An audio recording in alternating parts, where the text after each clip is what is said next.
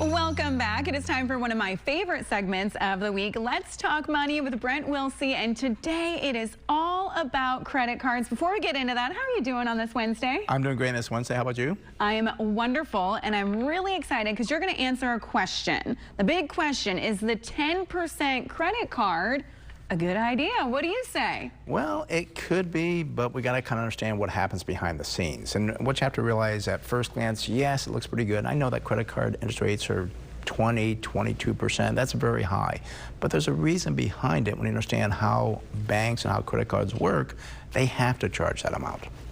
So why do they have to charge that amount? I mean, obviously they need to make a profit, right? But what is the goal here for the banks? When we're enrolling in a credit card, what's the bank thinking? When I walk up to the bank and say I need to open a credit card, what's going through their minds? Well, what's going through their mind, and again, I apologize, but yes, banks have to make a profit, because if they don't, they go bankrupt and they would not be around.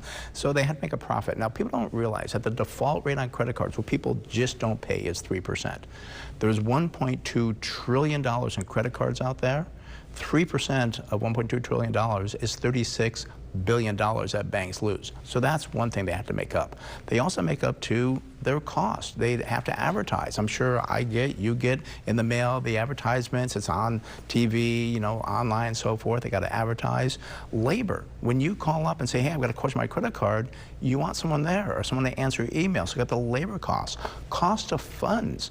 When you slap down your credit card and you pay that merchant, they get paid from the bank in 1 to 3 days. Well, that's cost of money that they have to give that merchant before you make your payment, many times 30 days later. And the big one that people forget about, fraud protection. I don't know if that happened to you, but I called up like, what's this $1,000 charge? I didn't do this. Let's investigate. They investigate, don't worry about it, we paid it. Well, that's a loss for them as well. So there's so many factors that people don't realize that banks have to cover. And no collateral. If you have a car loan, they can repossess your car, don't pay it. Credit cards, no collateral.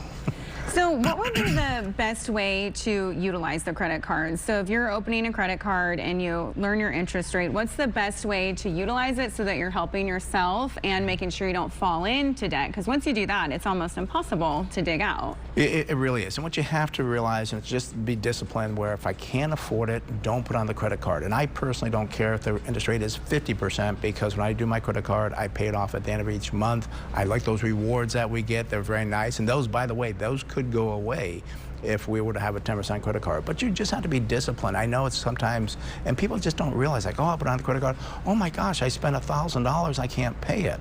You've got to track yourself, because I've seen people get in the hole to where they're so far. I saw this one person, $40,000 in credit card debt. I mean, that was just terrible, and they couldn't get out of it.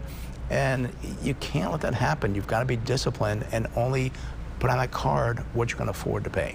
So maybe this falls into the last question you mentioned, where the banks kind of have all these expenses and stuff. But so if somebody were to get into that huge amount of debt, I've seen different commercials and things for like credit card debt forgiveness and stuff. So who's picking up the bill? Who's getting hurt when, like, if somebody's debt's forgiven? I mean, that money ultimately has to get paid, right? Well, no, it may not get paid. I mean, you could have to file bankruptcy, different things. And again, that's a default rate that the bank picks up. And the problem too with this 10% interest rate is who it hurts the most is it hurts mostly the lower income people, young people, people with credit scores under 760.